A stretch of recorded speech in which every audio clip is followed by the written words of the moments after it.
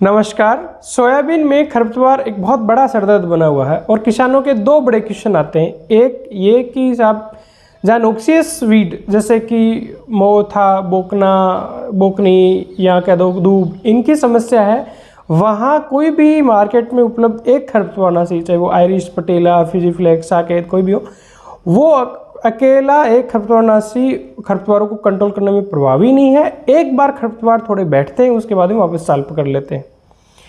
जहाँ सामान्य खरपतवार हैं वहाँ ये सब दवाइयाँ काम कर रही हैं, लेकिन जहाँ खास परिस्थितियाँ हैं, खास टाइप के खरपतवार हैं, वहाँ ये दवाइयाँ उतनी अकेली प्रभावी नहीं है।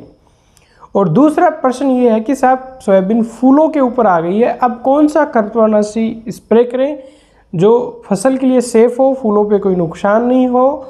तो आज इस वीडियो रिपोर्ट में मैं इन दोनों मुश्किल प्रश्नों का जवाब देने की कोशिश करूँगा।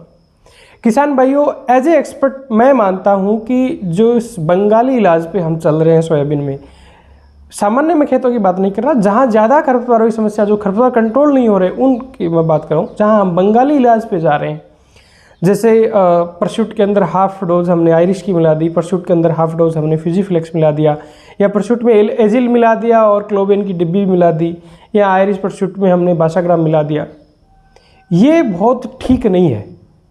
और मुझे एज ए एक्सपर्ट ऐसे भी लगता है कि अब जब हम सोचते हैं कि आगे आने वाले 5 साल के बाद में, 10 साल के बाद में सोयाबीन का यहाँ क्या भविष्य होगा और इन खरपतवारों के साथ सोयाबीन कैसे लड़ पाएगी, तो ऐसे लगता है कि ये जो नुस्खे अपन अपना रहे हैं, ये कोई प्रभावी इलाज नहीं है इन खरपतवारों का। जिन लोगों की ऐसी कोई खास समस्या है, वो लोग प्लीज़ अपने खेतों पे ध्यान दें। ये हर किसी की समस्या नहीं है, हर किसी खेत की समस्या नहीं है, किसी कुछ खास खेतों की समस्या, वो अपने खेतों पे ध्यान दें, उस खेत को सुधारें।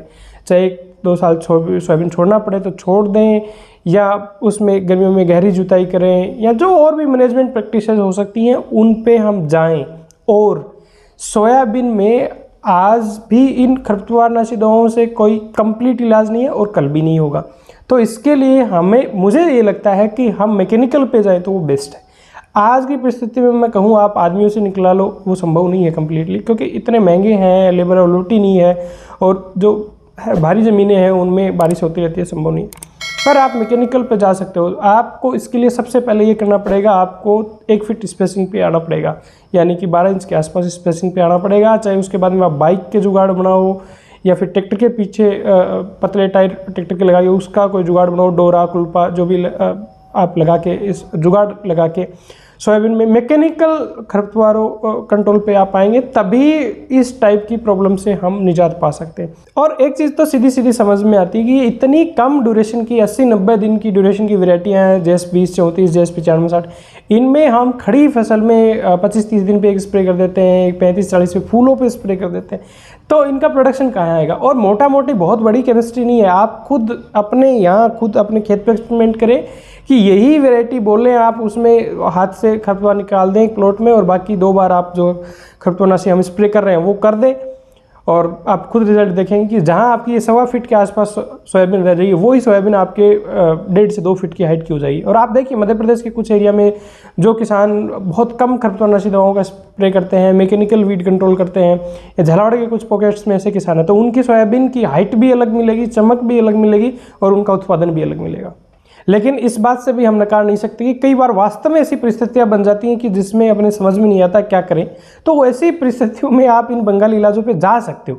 लेकिन हम देखा देखी उसने भी ये डब्बियां मिला दी, मैं भी मिला दूं, वो नहीं करें। आपके खेत में कोई बहुत विशेष समस्या नहीं है, नॉर्मल खरपतवार है, तो आप एक सिंगल आप हर्बिसाइड का स्प्रे करें 20-30 दिन पे, उसके बाद में ठीक है। और भाई हमारी ऐसी परिस्थितियाँ हैं कि नहीं, हम मैकेनिकल पे नहीं जा सकते, हमें हर्बिसाइड पे ही रहना पड़ेगा, तो उस परिस्थिति में हम 4-5 साल और टाइम पास हर्बिसाइड के साथ कर सकते हैं। लेकिन उसकी स्ट्रेटजी ये हो सकती है, हम प्री और पोस्ट इमरजेंस दोनों हर्बिसाइड का स्प्रे करें। प्री इमरजेंस का मतलब होगा बुआई के 2 दिनों के भीतर। मुश्किल है, कई बार कुदरत ऐसी परिस्थितियाँ नहीं देती है, लेकिन यदि दे तो हम प्री इमरजेंस बुआई के 2 दिनों के भीतर वाले हर्बिसाइड करें। कई हर्बिसाइड अवेलेबल है, पेंडामेथालिन है, सल्फेंट्राजोन है, क्लेमोजोल है, डाइक्लोशूलम है। तो और इन सभी हर्बिसाइड, ऐसा नहीं सूखे में जो आप बोलते हैं 2 दिनों के भीतर वाले हर्बिसाइड, सबका एक ही काम है। सभी का अलग अलग काम है, अलग अलग खरपतवारों पे काम करती हैं, कुछ मोथा पे काम करते हैं, कुछ बोकनी पे बहुत अच्छा काम करती हैं। तो आप एक्सपर्ट की राय से प्री इमरजेंस हर्बिसाइड पे जाए और खींच के आप 30 दिन तक दूसरा पोस्ट इमरजेंसी सर्विसाइड कर दें। दूसरा प्रश्न ये आता है कि साहब फूल पे सोयाबीन है, कौन सा खरपतवारनाशी का स्प्रे करें कि फूलों पे नुकसान नहीं हो। तो मेरी समझ है, जहाँ तक मैं जानकारी रखता हूँ, इंडिया के अंदर अभी तक कोई भी ऐसी रिकमेंडेशन नहीं है कि फूलों के ऊपर सोयाबीन में ये खरपतवारनाशी कंप्लीटली सेफ है। कई बार ये माना जाता है कि कुछ किसानों फीडबैक आता है साहब एजिल कर दें, एजिल कंपेरेटिवली सेफ है, प्रोपाक्लोज़ोफॉस वो सेफ है, थोड़ी फूलों पे नुकसान नहीं होता है। नुकसान फूलों पे सभी खरपतवारनाशी दवाओं पे होता है। आप तो ये देखें ना, फूल पे नहीं, पहले भी यदि आप कोई खरपतवारनाशी का स्प्रे करोगे तो उससे भी क्रॉप को सेटबैक लगता है। तो फूल अवस्था तो इतनी सेंसिटिव अवस्था है, उस पर तो नुकसान होगा ही।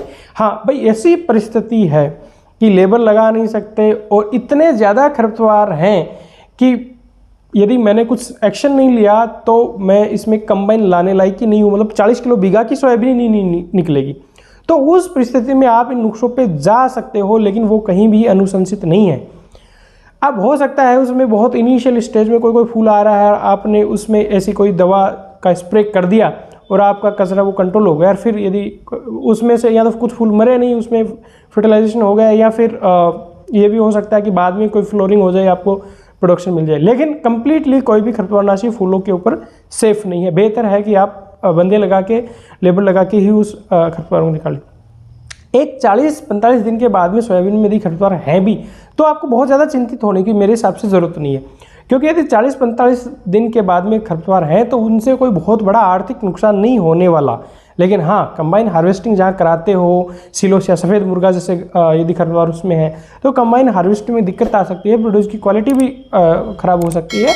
तो वहाँ अच्छी आपकी फसल तो आप मैनुअली भी जा सकते हो। यदि बड़ी बनाई फसल है तो उसमें आप खरपतवारनाशी दवा का स्प्रे ना करें। यदि मैं मेरी पूरी बात को कंक्लूड करूँ तो मेरा तो ये मानना है कि जो अगले 5 या 7 साल के बाद में हम सोयाबीन का भविष्य देखते हैं, उसके अकॉर्डिंग सोयाबीन में जो कंप्लीटली खरपतवारनाशी दवाओं पे जो डिपेंडेंसी है ये ठीक नहीं है। लेकिन अभी के लिए हम 4-5 साल के लिए प्री इमरजेंस और पोस्ट इमरजेंस दोनों का इस्तेमाल करके थोड़े समय के लिए हम टाइम पास ज़रूर कर सकते हैं। लेकिन लंबी हमारी स्ट्रेटजी यही होनी चाहिए कि हम मैनेजमेंट प्रैक्टिसेस को अडोप्ट करें, समर डिप्लॉइंग करें, कभी कभी सोयाबीन को ब्रेक भी दें, क्रॉप रोटेशन भी अपनाएं, और हम 1 फीट स्पेसिंग पे एटलीस्ट आएँ और मैकेनिकल वीड कंट्रोल हम करें, तो वही एक सस्टेनेबल टेक्नोलॉजी हो सकती है। उम्मीद करता हूँ जानकारी आपको ठीक लगी होगी। ये मेरे विचार हैं, हो सकता है आप इनसे सहमत हो या नहीं भी हो। आप भी अपने विचार कमेंट बॉक्स में लिख सकते हो, पर मैं एज ए एक्सपर्ट ये सोचता हूँ कि सिर्फ केमिकल पे डिपेंडेंसी सोयाबीन का भविष्य नहीं है। नमस्कार, जय हिंद।